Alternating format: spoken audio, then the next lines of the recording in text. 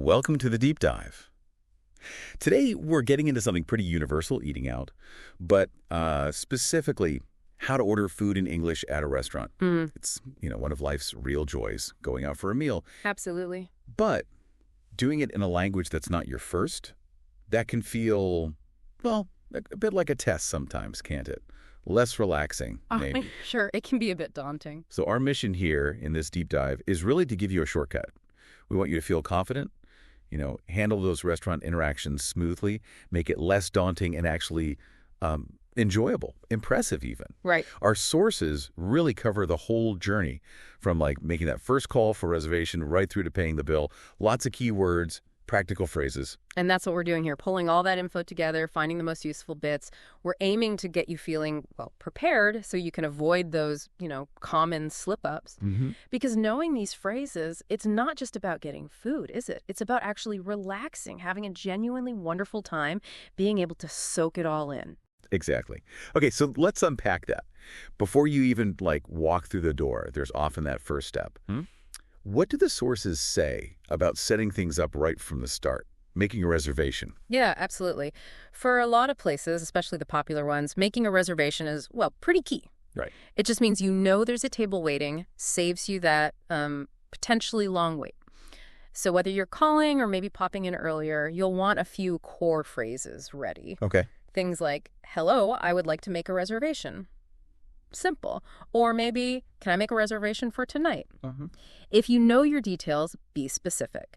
I would like to reserve a table for 4 people, for example. Or, we would like a table for 2 at 7 p.m. Straightforward. And if you're a bit flexible, asking, do you have any tables available for around 8 is a good way to start the conversation. Makes sense.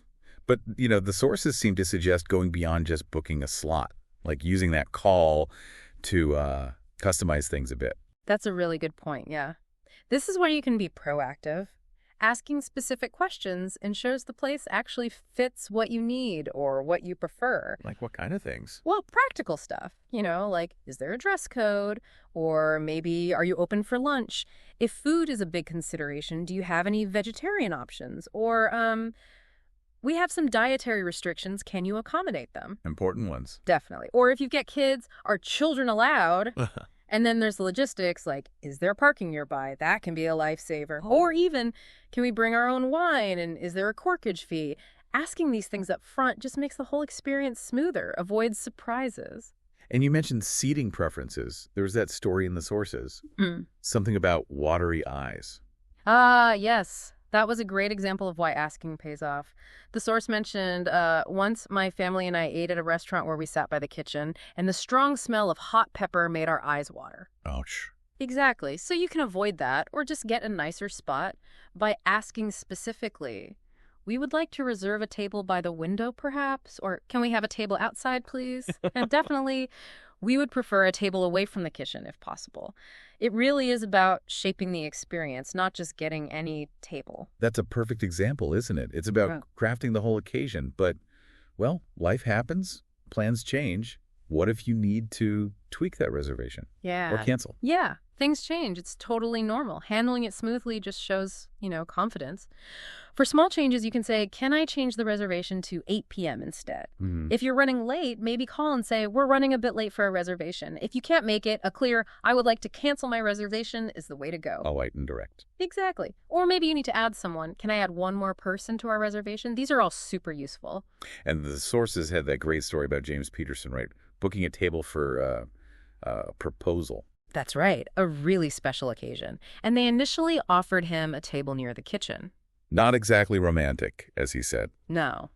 But because he knew how to ask, he specified what he wanted, something romantic, by the window. He managed to get that perfect 9 p.m. table. It really shows how these phrases aren't just functional. They help you create the experience you want. Absolutely. They're tools for crafting memories, really, making sure things go just right. Okay, so reservation made, or maybe you're just trying your luck walking in. You arrive at the restaurant. What's the usual drill in English-speaking places? Do you just grab a table? Good question. Generally, no. The cultural norm is you wait to be seated. There's usually a host or a receptionist near the entrance. Right, you wait for them. Exactly. They greet you, manage the flow. Right. So when you arrive, you'll need some phrases. If you booked, hello, we have a reservation under the name Smith. Okay. If you haven't booked, hello, we'd like a table for two, please. Or maybe ask, do you have any available tables right now? And if it's busy? Good point. You might need to ask, is there a wait list? And crucially, how long is the wait? Makes sense. Once they're ready, you can prompt with, can you show us to our table? Or if you change your mind last minute, maybe, actually, can we order takeout instead? Good to have options. Yeah. And what will you likely hear back from the host? Right. You'll hear things like, good evening, do you have a reservation? Or just, welcome, how many are in your party? And party there just means group, right? Not like a birthday Yes, party. just your group size. They might also ask, would you like a table or a booth? Or do you prefer indoor or outdoor seating? Okay, giving you choices. Yeah. Then typically, follow me, please. I'll show you to your table. And once you're seated, here's our menu. Feel free to take a look. Knowing those little exchanges like the party thing just makes that first interaction feel much less awkward, more confident, sets a good tone. Definitely. So you're seated. Menus are usually next, often with drinks, if you don't get a menu straight away. Right. You need to ask. Yeah, simple, polite phrases work best. May we see the menu, please? Or can we see a drinks menu as well? What about for kids? Good one. Is there a children's menu available? Always worth asking if you need it. Okay. And the server will probably come over pretty quickly, right? Asking about drinks or if you're ready. Almost certainly. You'll hear things like, can I get you anything to drink while you look over the menu? Or maybe just, may I take your order? Or if you look like you're still deciding, are you ready to order or do you need a few more minutes? And how do you respond politely? If you need time, for instance. If you're ready, you can say, yes, I think we're ready. If not, could we get a few more minutes, please? Is perfect. Nice and clear. And for drinks, yes, we'd like a water and a lemonade while we decide. Or just specifically, could I get a Coke, please? Got it. Now, there was this specific cultural point about wine, tasting it. Ah, yes, the Rhine ritual. If you order a bottle, the server opens it, pours a tiny bit, and might ask, would you like to taste the wine? Okay, why do they do that? It's just to check if the wine is okay. Huh. Not corked or off. You just take a small sip. If it tastes fine, you simply say, yes, that's fine. Simple enough. Shows you know the drill. Exactly. Okay, menu's understood, drinks are on the way. Now, the core part. Yeah. Ordering the food. How do you do that politely, but also, confidently? Right, this is key. Tone matters. But the phrases themselves are pretty standard. I'll have, woo, that's very common. I'll have the chicken soup. Okay. Or I would like or the contraction. I'd like the Caesar salad. Still very polite. Mm-hmm. Slightly more casual, but fine. So I'll take the burger. And for adding things, can I have or can I get works well. Can I get a side of fries? Right. Or ordering for the table, could you bring us some bread, please? And you mentioned politeness, please, and thank you. Seems basic, but the sources really stressed this, didn't they? They did, especially please. Well, you might hear native speakers skip it sometimes in casual spots. You, as the learner, can never go wrong using it. It just smooths everything. Good advice. And thank you, especially in the U.S., is expected when they bring you anything, water, food, the bill. Just a quick thank you. Avoid demanding things like, I want, or stick to I would like, or I'll have, It just sounds better, more confident, ironically. Makes sense. Yeah. What about ordering different courses or asking for advice? Yeah, people often talk about for starter or for appetizer and then for main course.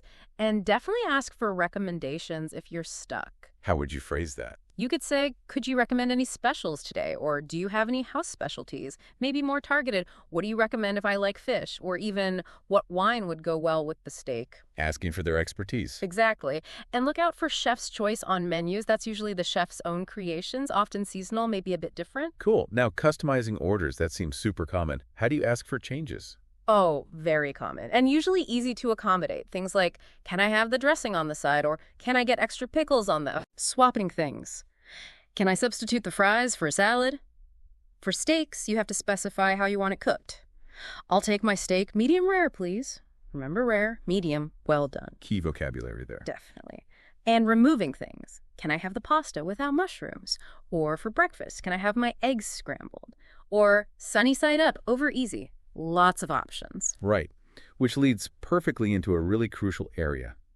dietary needs and allergies. Mm-hmm. This needs super clear communication, doesn't it? Absolutely critical. For safety and comfort, the sources break it down nicely. First, you've got allergies. Okay. Things like nuts, shellfish, dairy, wheat, soy.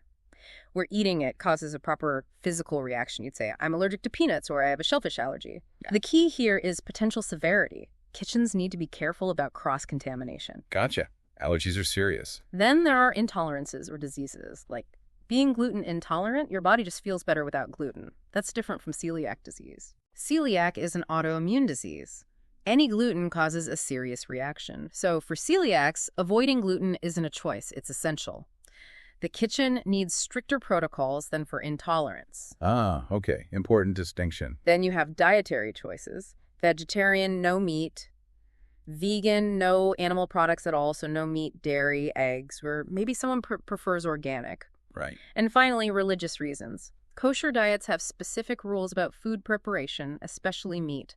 Halal is the Islamic equivalent, again with specific rules. Knowing those categories helps you explain yourself clearly. So what phrases would you use? You can state it simply, I'm a vegetarian, I'm vegan, I'm celiac. For allergies, I have a nut allergy. More generally, there are certain things I can't eat, they make me unwell. Or for religious needs, my food needs to be prepared kosher. Clear and concise.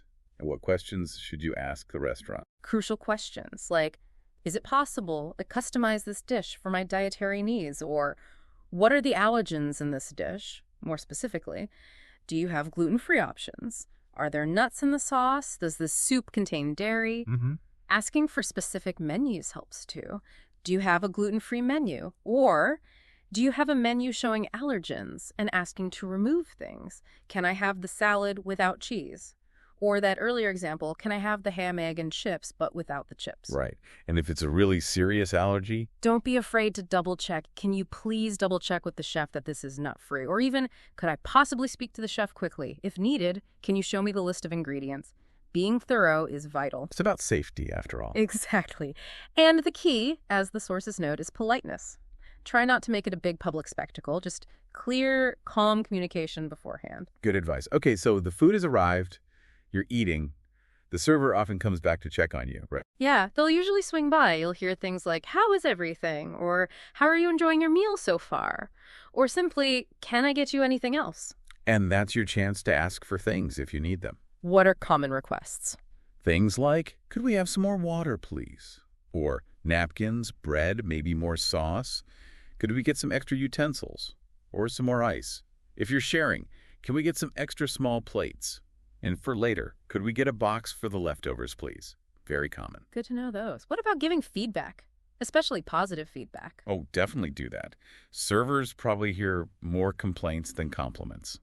A genuine, this is delicious, or the service has been excellent, can really make their day. Nice touch. Yeah, or this steak is cooked perfectly, the presentation is lovely. Simple things, but appreciated, especially if you back it up with a decent tip later. Right. But sometimes things do go wrong. How do you handle problems politely? It happens. The key is to be polite but clear. Start with, excuse me, but for a wrong order. Excuse me, but I think this is the wrong dish. If something doesn't taste right, I'm sorry, but this is a bit too salty for me.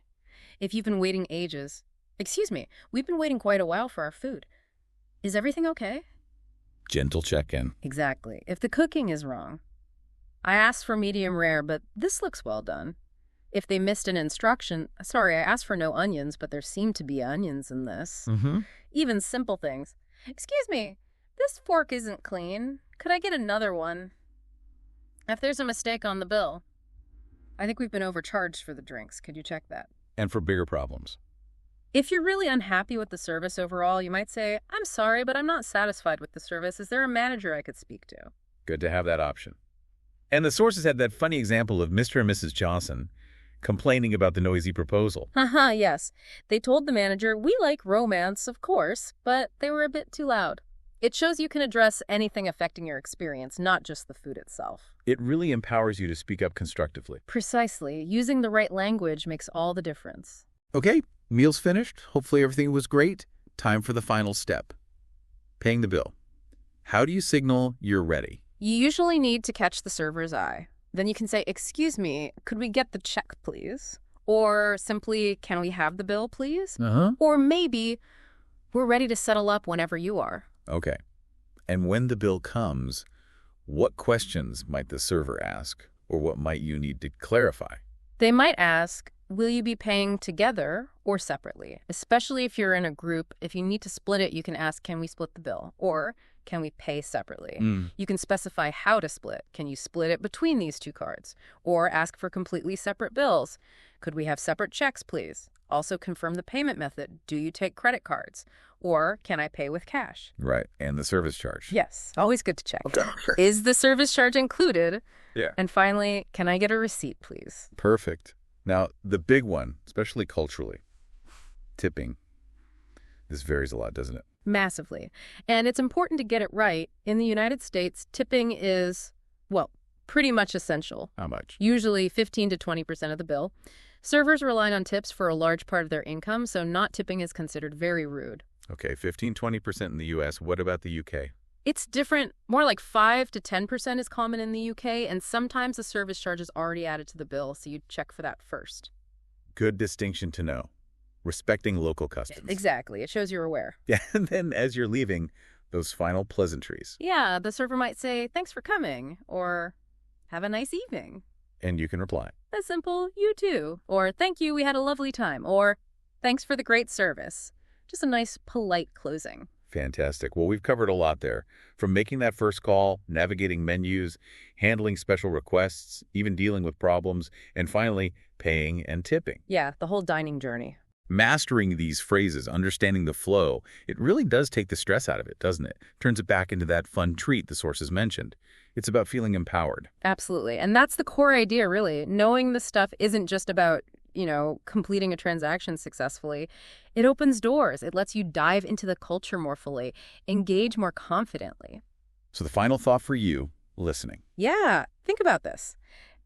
Now that you're armed with this knowledge, what new tastes, what different kinds of restaurants, or maybe what interesting conversations might you explore next time you dine out in an English-speaking place? What possibilities just opened up?